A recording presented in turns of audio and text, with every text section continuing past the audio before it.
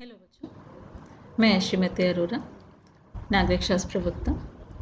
आज हम लोग कक्षा 12 के लेसन 3 पाठ 3 खंड क के पाठ 3 समकालीन विश्व में अमेरिकी वर्चस्व यूएस हेगेमनी एंड कंटेम्प्रेरी वर्ल्ड के लेसन जो हम लोग पिछले 5 वीडियो से पढ़ते आ रहे हैं उसी को कंटिन्यू करेंगे। आज उसी लेसन का छठा वीडियो है।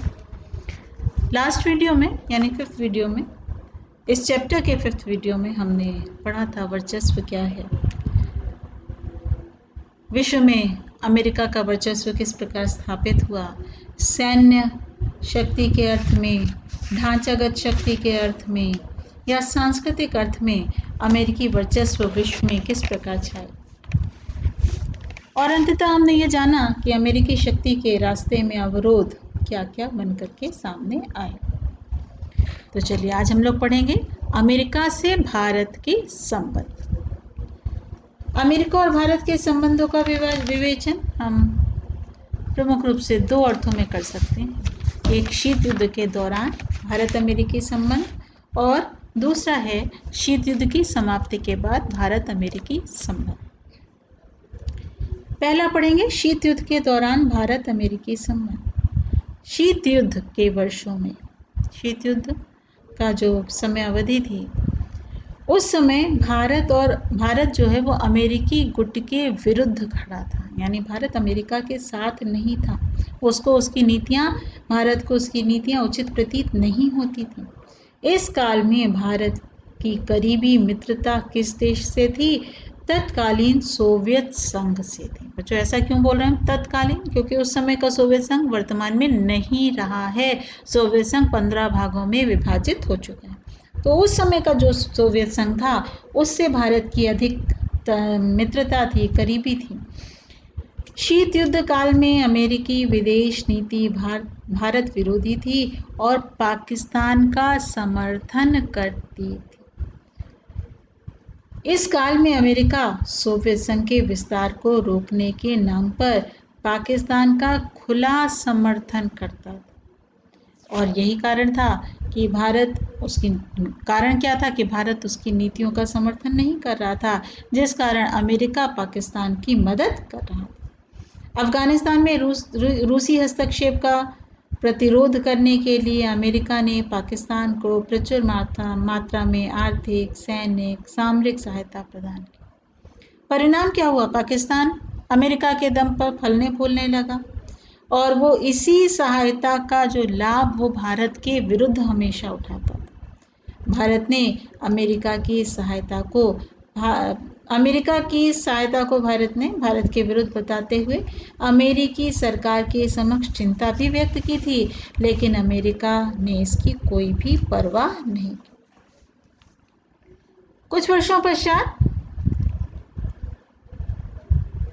भारत और अमेरिका के बीच एक परमाणु समझौता हुआ था। इस मसले को लेकर के लोकसभा में गर्मागर्म बहस भी हुई थी और समझौते के पक्ष में भारतीय प्रधानमंत्री उस समय के थे डॉक्टर मनमोहन सिंह बच्चों, और विपक्ष में अनेक राजनेताओं के मध्य बहस हुई। अपने अपने विचारों से उन्होंने अवगत कराने का प्रयास किया। इसमें 3 वैचारिक स्थितियां सामने आई। पहला, भारत सरकार ने संयुक्त राज्य अमेरिका के साथ हुए परमाणु समझौते का पुरजोर समर्थन किया और प्रधानमंत्री ने सदन और देश की जनता को ये विश्वास दिलाया कि ये समझौता दोनों देशों के लिए लाभप्रद है। दूसरा, मार्क्सवादियों और समाजवादियों ने शासन पर यह आरोप लगाने का प्रयास किया कि उसने अमेरिकी दबाव के समक्ष इराक और ईरान के हमले में उचित दृष्टिकोण को नहीं अपनाया और अंतर्राष्ट्रीय परमाणु ऊर्जा एजेंसी में मतदान के दौरान सरकार ने अमेरिका का पक्ष भी लिया। दूसरा है शीत युद्ध की समाप्ति के बाद भारत अमेरिकी संबंध। सोवियत संघ के विघटन के बाद भारत ने पाया कि लगातार कटुतापूर्ण होने और अंतर्राष्ट्रीय माहौल में एक भारत जो है वो मित्र विहीन हो गया। तो इस अवधि में भारत ने अपने को बदलने का प्रयास किया और बदला कैसे? उसने उदारीकरण के माध्यम से अपनी अर्थव्यवस्था को बदलने का प्रयास किया और वैश्विक अर्थव्यवस्था से जोड़ने का प्रयास किया। अब बच्चों सबसे पहले जान लीजिए उदारीकरण होता क्या है। उदारीकरण का अर्थ ऐसे नियंत्रण में ढील देना है या ऐसे नियंत्रण को हटा लेना है जिससे आर्थिक विकास को बढ़ावा मिले। उदारीकरण में वे सारी क्रियाएं सम्मिलित हैं जिसके द्वारा किसी देश के आर्थिक विकास में बाधा पहुंचाने वाली आर्थिक नीतियों, नियमों, प्रक्रियाओं आदि को समाप्त किया जाता है या उनमें शिथिलता दी जाती है। अगर हम उदारीकरण की परिभाषा दें तो उदारीकरण किसी भी प्रक्रिया, किसी ऐसी प्रक्रिया जिसके द्वारा एक राज्य कुछ निजी व्यक्तिगत गतिविधियों पर प्रतिबंध लगाता है। उदारीकरण तब होता है जब किसी चीज़ पर प्रतिबंध लगाया जाता है जिसे अब प्रतिबंध नहीं किया जाता है या जब सरकारी नियमों में ढील दी जाती है तो उसे आर्थिक उदारीकरण अर्थव्यवस्था माना जाता है। यानी उदारीकरण एक आर्थिक सुधार है जिसका उद्देश्य भारतीय व्यापार, भारतीय उद्योगों को सभी आवश्यक नियंत्रणों से या प्रतिबंधों से मुक्त करना है। जो हम जब कोई उद्योग लगाते हैं तो हमें सरकार से परमिशन लेनी पड़ती है, जिसे हम औद्योगिक भाषा में कहते हैं सरकार से लाइसेंस लेना पड़ता है। बिना लाइसेंस लिए हम कोई उद्योग स्थापित नहीं कर सकते। तो ये एक प्रतिबंध था कि हम उद्योग स्थापित करें तो पहले सरकार से लाइसेंस लें। तो जब छोटे छोटे उद्योगों को लगाने की बात की तो सबसे पहले उदारीकरण क्या किया गया कि अब छोटे उद्योगों को स्थापित करने के लिए सरकार से लाइसेंस लेने की आवश्यकता नहीं है। तो इस प्रकार जो भी सरकार की ओर से बंदिशें थीं उन बंदिशों को दूर करने का प्रयास करना ही क्या कहलाता है? उदारीकरण कहलाता है। इसी प्रकार माल और सेवाओं की आवाजाही पर प्रतिबंध को हटाना। एक देश से दूसरे देश अगर हम कोई माल भेजते हैं तो उस पर टैक्स लगता है जिसे हम कहते हैं तट कर। तो उस कर को, उस प्रतिबंध को हटा लेना या एक लिमिटेशन होती है कि इससे ज़्यादा हम नहीं मंगा सकते, इतना ही माल मंगा सकते हैं, इतना ही माल भेज सकते हैं, तो इन सब पर हटाना। माल सेवाओं की कीमतों को तय करने की स्वतंत्रता, ये भी हो। ऐसा ना हो सरकार निश्चित करे कि इसी कीमत पर बेचा जाए, इसी कीमत पर मंगाया जाए। कर दरों में कमी, बहुत हाई कर न लगाए जाएं। तट पर जो कर लगाए जाएं बहुत कम से कम कर लगाए जाएं। आयात निर्यात की जो नीतियां हैं उनको बहुत सरल बना देना ताकि कोई भी व्यक्ति आसानी से आयात निर्यात कर सके। तो इस प्रकार हम उदारीकरण को अपनाने का प्रयास करते हैं ताकि वैश्विक अर्थव्यवस्था से जोड़ने में लाभ मिल सके। इस नीति और हाल के वर्षों में प्रभावशाली आर्थिक विकास दर के कारण भारत अब अमेरिका के लिए आर्थिक सहयोगी बन गया। हाल के वर्षों में भारत अमेरिकी संबंध के बीच दो नई बातें उभरी हैं। इन बातों का संबंध प्रौद्योगिकी और अमेरिका में बसे भारतीय अनिवासी भारतीयों से है। दरअसल ये दोनों बातें आपस में जुड़ी हुई हैं। पहला क्या प्रमुख बात है कि सॉफ्टवेयर के क्षेत्र में भारत के कुल निर्यात का 65% अमेरिका को जाता है और दूसरा बोइंग के 35% तकनीकी कर्मचारी भारतीय मूल के। उच्च प्रौद्योगिकी के क्षेत्र में 15% कंपनियों की शुरुआत अमेरिका में बसे भारतीयों ने की। तो इस प्रकार अमेरिका के विकास में भारतीयों का बहुत बड़ा रोल रहा है। तो भारत अमेरिकी संबंधों के संदर्भ में भारत निम्नलिखित बिंदुओं को स्पष्ट करना आवश्यक समझता है। पहला, अंतर्राष्ट्रीय आतंकवाद पर समान दृष्टिकोण। अंतर्राष्ट्रीय इस्लामी आतंकवाद इस समय अमेरिका के लिए एक बड़ी चुनौती बनकर उभरा है। बच्चों हम लोग इसके पहले 9/11 पढ़ चुके हैं कि 9/11 को क्या हुआ था, किस प्रकार अमेरिका के वर्ल्ड ट्रेड सेंटर पर हवाई जहाज के द्वारा हमला किया गया था। तो उसके बाद से अमेरिका ने भी अंतर्राष्ट्रीय इस्लामी आतंकवादियों को दूर करने का प्रयास किया था। इससे भारत पाक संबंधों में प्रगाढ़ता में भी कमी आई। और भारत और अमेरिका के आतंकवाद के विरोध में समान दृष्टिकोण के कारण दोनों देशों के बीच नज़दीकियां आनी प्रारंभ हो गईं। दूसरा है लोकतांत्रिक उदारवादी राजनीतिक व्यवस्था। वर्तमान में भारत अमेरिकी संबंधों में निकटता आने का एक अन्य कारण दोनों देशों में उदारवादी लोकतांत्रिक राजनीतिक व्यवस्था का होना है। व्यापारिक सहयोग। वर्तमान में अमेरिका को भारत बड़े बाजार के रूप में दिखाई देता है और भारत को विदेशी पूंजी के निवेश की आवश्यकता है। इसलिए भारतीय अर्थव्यवस्था उच्च विकास दर की ओर अग्रसरित है। अमेरिकी कंपनियां अपने उत्पादों को भारत के बाजार में बेचने को उत्सुक हैं। यही कारण है कि दोनों देशों के बीच व्यापारिक समझौते इस काल में हुए। असैन्य नाभिकीय सहयोग।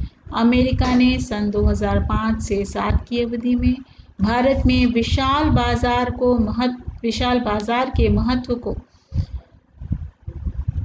समझते हुए चीन की बढ़ती महत्वाकांक्षा और अंतर्राष्ट्रीय आतंकवाद के विरोध करने और लोकतंत्रवाद को बढ़ावा देने के बिंदुओं को ध्यान में रखते हुए भारत के साथ 2 मार्च 2006 को एक समझौता किया, असैन्य नाभिकीय समझौता किया, या जिसे परमाणु ऊर्जा समझौता भी कहते हैं।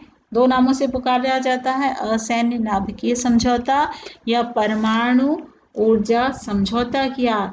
यह समझौता अमेरिका की विदेश नीति को भारतोन्मुखी बनाता है, यानी भारत की तरफ उसका दृष्टिकोण बढ़ा है और भारतोन्मुखी उसकी नीतियों को दर्शाने का प्रयास करता है। एक शक्तिशाली भारत के माध्यम से वह दक्षिणी एशिया क्षेत्र में अपने हितों को सुरक्षित करना चाहता है। भारत का बड़ा बाजार, भारत की बौद्धिक संपदा, विज्ञान और तकनीकी श्रेष्ठता तथा उसकी आकर्षक भू राजनीतिक स्थिति के कारण अमेरिका भारत से मैत्रीपूर्ण संबंधों को 21वीं सदी के लिए आवश्यक मान रहा है। अमेरिकी वर्चस्व पर अंकुश, या कह लीजिए कि वर्चस्व से कैसे निपटा जाए, अमेरिकी वर्चस्व से कैसे निपटा जाए।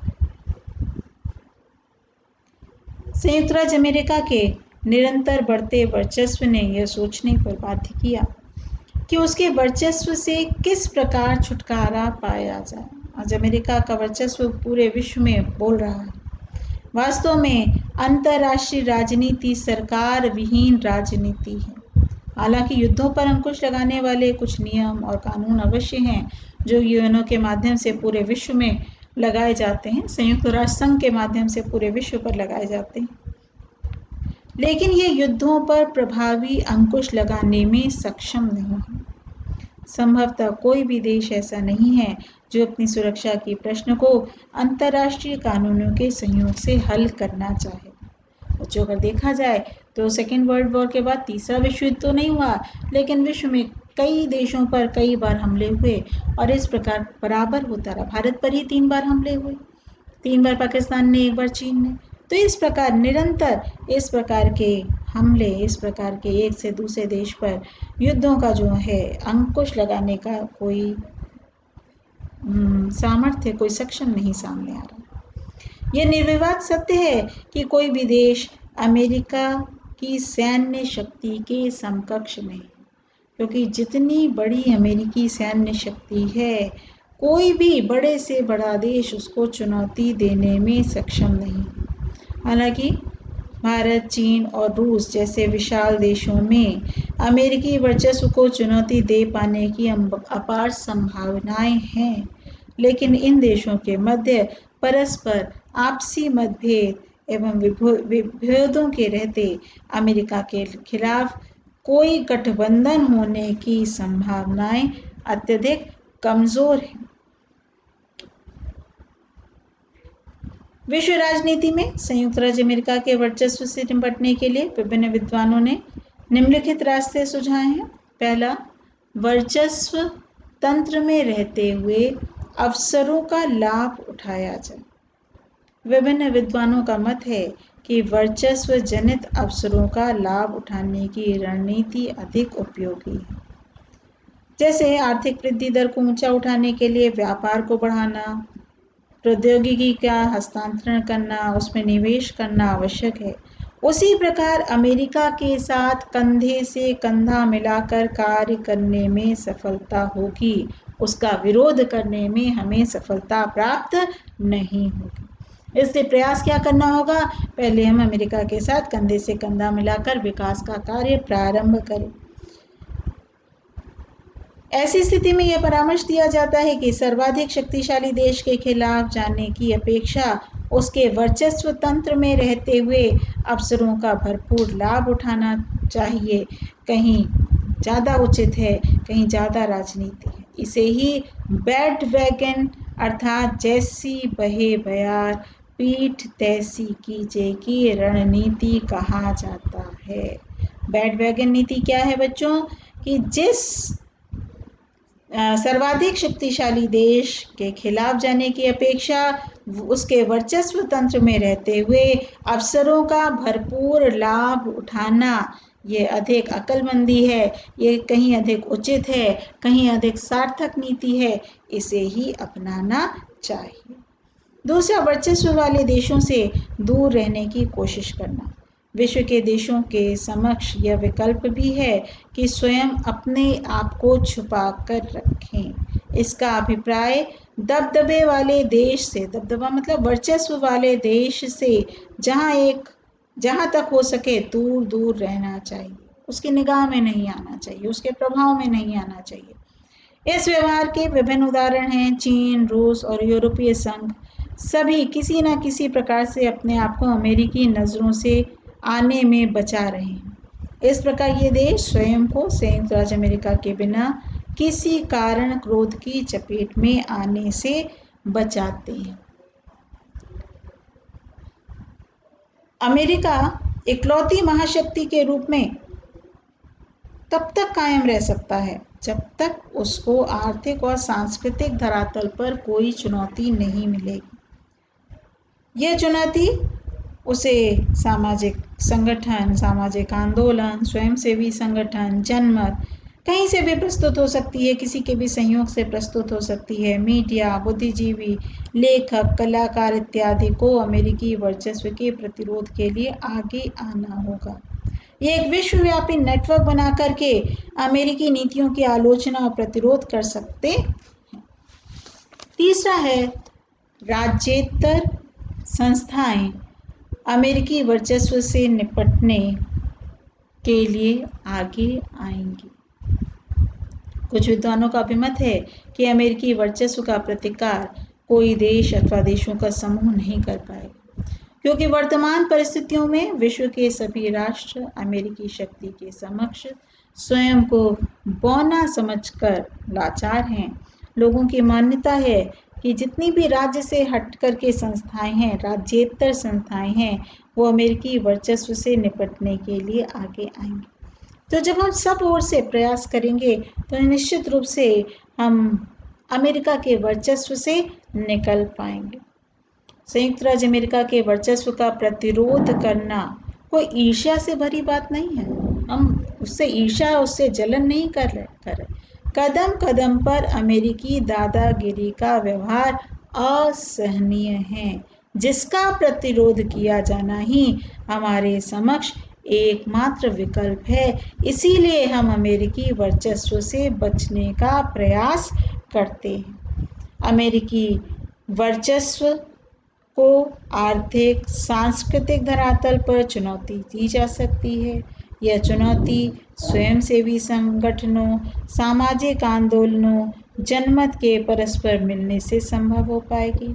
मीडिया, बुद्धिजीवी, कलाकार, लेखकों आदि का एक वर्ग अमेरिकी वर्चस्व के प्रतिरोध के लिए आगे आएगा। ये जितनी भी राज्येतर संस्थाएं विश्वव्यापी नेटवर्क निर्मित कर सकती हैं, जिससे अमेरिकी जन समुदाय भी अपनी जन सहभागिता करेगा और साथ साथ मिलकर हम अमेरिका की गलत नीतियों की आलोचना और प्रतिरोध करने में सक्षम हो पाएंगे।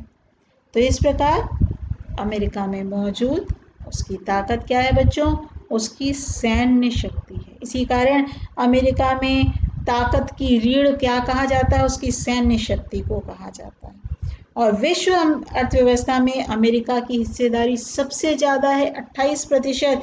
इसलिए उसका वर्चस्व बना हुआ है। अमेरिकी वर्चस्व के 3 प्रमुख क्षेत्र हैं: सैन्य क्षेत्र, ढांचागत क्षेत्र और सांस्कृतिक क्षेत्र। और अमेरिकी राष्ट्रपति बिल क्लिंटन ने 1999 में कोसोवो में सैन्य कार्रवाई की थी। तो इस प्रकार ये कुछ महत्वपूर्ण घटनाएं थीं जिसके बारे में मैंने आपको बताया, जो हम लोग पहले ही पढ़ चुके हैं, उन्हीं को हमने रिवीजन के रूप में जाना। तो आज बच्चों यहीं तक। नेक्स्ट टाइम पे हम लोग पढ़ेंगे कि अमेरिका को शक्तिशाली होने और एक ध्रुवीय विश्व होने का कारण क्या है, किस प्रकार अमेरिका शक्तिशाली होता गया। और पहले 2 ध्रुव थे, 2 महाशक्तियाँ थी, एक और अमेरिका, दूसरी ओर सोवियत संघ। सोवियत संघ का विघटन हो गया, वो 16 भागों में विभक्त हो गया और केवल एक ध्रुवीय विश्व हो गया, यानी केवल एक अमेरिका ही महाशक्ति के रूप में शेष रह गया। तो उसके कारण क्या क्या थे इसके बारे में पढ़ेंगे। और अमेरिका की चुनौती के रूप में रूस की संभावनाएं क्या हैं, जो विघटन के बाद, सोवियत संघ के विघटन के बाद जो सबसे बड़ी, उसमें से सोवियत संघ में सबसे बड़ी ताकत के रूप में उभरा रूस, उसकी संभावनाएं क्या हैं, इसके बारे में जानेंगे। आज के लिए इतना ही बच्चों। आज के इस चैप्टर से संबंधित, इस लेक्चर से संबंधित महत्वपूर्ण प्रश्न: भारत और अमेरिका के संबंधों की विस्तृत व्याख्या करो। परमाणु ऊर्जा समझौता कब व किसके मध्य हुआ? और उदारीकरण से क्या तात्पर्य? थैंक यू बच्चों।